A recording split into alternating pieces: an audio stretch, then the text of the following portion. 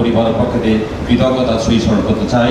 বক্তব্য দীর্ঘায়িত করব না। প্রধানমন্ত্রী জননেত্রী শেখ হাসিনার কারণে আমরা সোনারগাঁয়ে অহংকার আর অলংকার আমরা যেভাবে বলি সবকিছুকে মাননীয় হুইপ জনাব নজরুল ইসলাম মাননীয় প্রধানমন্ত্রী উনি আমার পরে আস্থা রেখেছিলেন এবং বাংলাদেশ সেনাবাহিনীর দায়িত্ব দিয়েছেন বলেই আজকে আমি এই সম্মানিত হতে পেরেছি। আমি আমার নিজের পক্ষ থেকে এবং বাংলাদেশ সেনাবাহিনী সকলের পক্ষ থেকে মাননীয় প্রধানমন্ত্রীর প্রতি কৃতজ্ঞতা জানাতে চাই।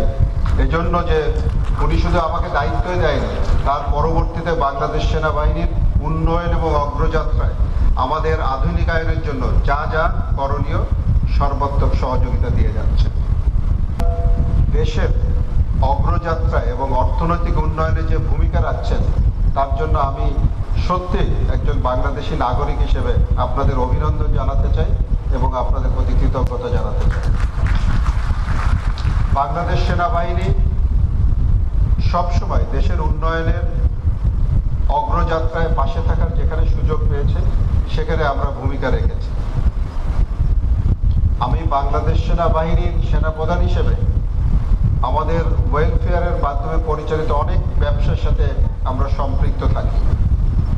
আমাদের সেনা কল্যাণ সংস্থা, আমাদের মেশিন টুলস ফ্যাক্টরি, আমাদের ডিজেল প্ল্যান্ট, আমাদের সেনা হোটেল অথরিটি আছে এবং অন্যান্য বিজনেস, সেইগুলোর সাথে আমি কিছুটা বুঝতে পারি যে বিজনেসম্যানরা বাংলাদেশের উন্নয়নে কতটা গুরুত্বপূর্ণ ব্যক্তি।